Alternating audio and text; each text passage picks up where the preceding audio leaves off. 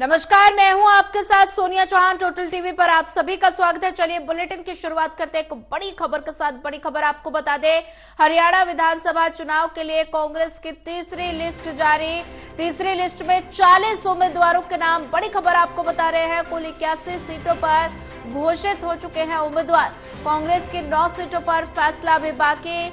रणदीप सुरजेवाला के बेटे आदित्य सुरजेवाला को कैथल से टिकट, पंचकूला से चंद्रमोहन को टिकट। हिसार की अगर बात की जाए तो हिसार से रामनिवास राणा लड़ेंगे चुनाव और भवानीखेड़ा से प्रदीप नरवाल लड़ेंगे चुनाव। अंबाला सीट की अगर बात की जाए तो अंबाला शहर से निर्मल सिंह को टिकट मिला है और इलाहाबाद से भरत सिंह बेनीवाल को टिकट दिया गया है। आदमपुर से चंद्र प्रकाश को बनाया गया उम्मीदवार। हांसी से राहुल बक्कड़ को उम्मीदवार बनाया गया है और ऐसे में बरवाला सीट की अगर बात की जाए तो रामनिवास घोड़ेला चुनाव लड़ेंगे। हिसार से रामनिवास रांडा चुनाव लड़ेंगे और ऐसे में नलवा से अनिल मान चुनाव लड़ेंगे और लोहारू से राजवीर चुनाव लड़ेंगे। और इंद्र की अगर बात की जाए तो राकेश कुमार काम्बोज चुनाव लड़ेंगे।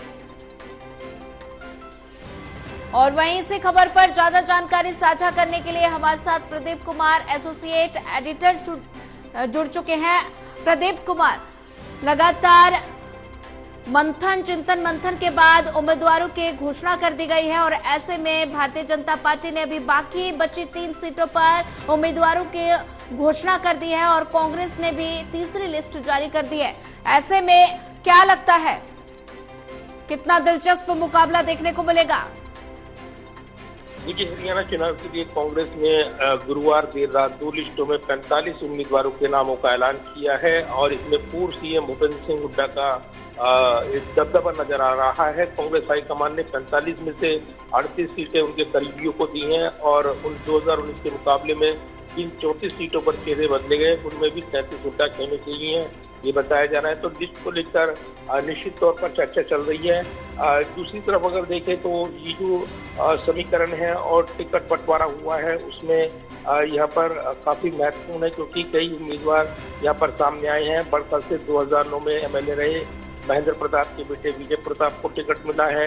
जी ठीक है, ठीक है प्रदीप जी, आपको रोकना चाहूंगी। एक और बड़ी खबर आपको बता रहे हैं इस वक्त की बड़ी खबर, अहम जानकारी आपको बता दें कि 5 कैंडिडेट की लिस्ट आ चुकी है। कांग्रेस ने 5 और सीटों पर उम्मीदवारों की घोषणा की है और अब तक 86 सीटों पर उम्मीदवार उतारे गए हैं। कांग्रेस ने 5 और सीटों पर उम्मीदवारों की घोषणा की है। बड़ी खबर आपको बता रहे हैं, अब तक 86 सीटों पर उम्मीदवार उतार चुकी है कांग्रेस।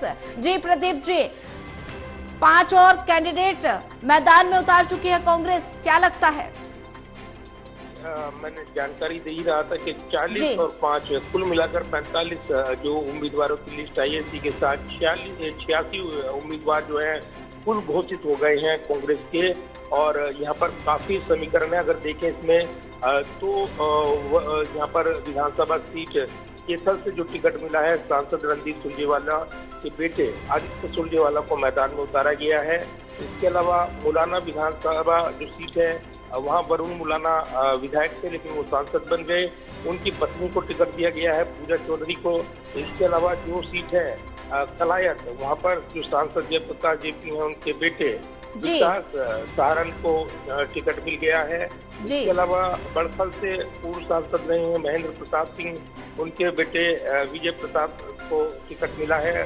वो चुनाव लड़े थे महेंद्र प्रताप पिछली बार भी, लेकिन वो चुनाव हार गए। दूसरी तरफ विधानसभा से जो है पंचकूला, वहाँ पर पूर्व सीएम रहे भजनलाल के बेटे चंद्रमोहन बिश्नोई जो कांग्रेस में है, उनको पंचकूला से टिकट मिला है। बाटा से पूर्व सीएम बंसीलाल के जो बेटे हैं उनको सोमवीर सेवरान को दामाद है उनके, वो उनको टिकट मिला है। सोमवीर सेवरान उनको टिकट दिया गया है। इसके अलावा जींद से जो पूर्व मंत्री रहे हैं मांगेराम गुप्ता, उनके बेटे महावीर गुप्ता को टिकट मिला है। तो जातीय समीकरण को साधने के लिए कांग्रेस ने पूरी यहाँ पर कोशिश की है इन सीटों के जरिए। इसमें 45 उम्मीदवारों में सबसे ज्यादा 13 चेहरे जो है वो जाट बिरादरी के हैं। लोकसभा चुनाव में जाट वोटरों ने एक तरफा वोटिंग करते हुए कांग्रेस को सोनीपत, हिसार, रोहतक सीट जिताई थी। नलवा, अम्बाला, कैंट, सलायत, कैथल, राई, फतेहाबाद और एलनाबाद जैसी जाट डोमिनेट सीटों पर उसने जाट नेताओं को टिकट दी है प्रमुख तौर पर।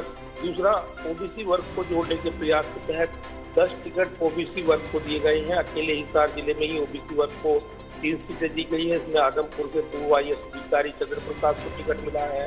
इसके अलावा हिसार से रामनिवास राणा और बरनाला से रामनिवास गुरेड़ा वो शामिल हैं। तो बीजेपी ने अभी तक नायब सैनिक को मुख्यमंत्री बनाकर ओबीसी कार्ड दिलाया। इसी की तोड़ निकालने की कोशिश कांग्रेस की इस लिस्ट में करती नजर आई है। इसके अलावा 7 SC चेहरे हैं कांग्रेस की इस लिस्ट में। चौथी लिस्ट में कुल 7 SC नेताओं को टिकट दिया गया है।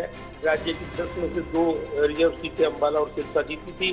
तो लोकसभा चुनाव के दौरान पार्टी में जुड़े SC वोट बैंक को हाईकमान मजबूत करना चाहता है और इसमें इनको प्रतिनिधित्व दिया गया है। इसके अलावा पंजाबियों को लुभाने के लिए 4 टिकट दी गई हैं। इसके अलावा 2 ब्राह्मण, 2 मुस्लिम चेहरे भी उतारे गए हैं।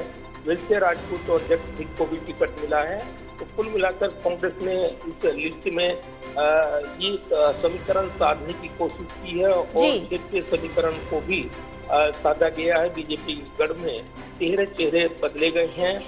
इसके अलावा बागड़ बेल्ट जहां 2019 में हारी, वहां पर कैंडिडेट बदले गए हैं। भिवानी से हिसार, सिरसा तक की बागड़ बेल्ट से लोकसभा की तरह विधानसभा में दबदबा रखने के लिए 9 नए चेहरे उतारे गए हैं। उसमें बाडा है, दादरी है, नलवा है, लोहारू है, बवारी खेड़ा है, सिरसा है, एलनाबाद है, आदमपुर और आसिफ सीट पर चेहरे बदले गए हैं। तो काफी महत्वपूर्ण है ये समीकरण और इसीलिए दक्षिण हरियाणा में अहिरवाल बेल्ट में भी 7 टिकट रिपीट किए गए हैं, 5 चेहरे बदले गए हैं। तो कुल मिलाकर कांग्रेस ने इस लिस्ट के जरिए बड़ा राजनीतिक समीकरण साधने की कोशिश की है। जी।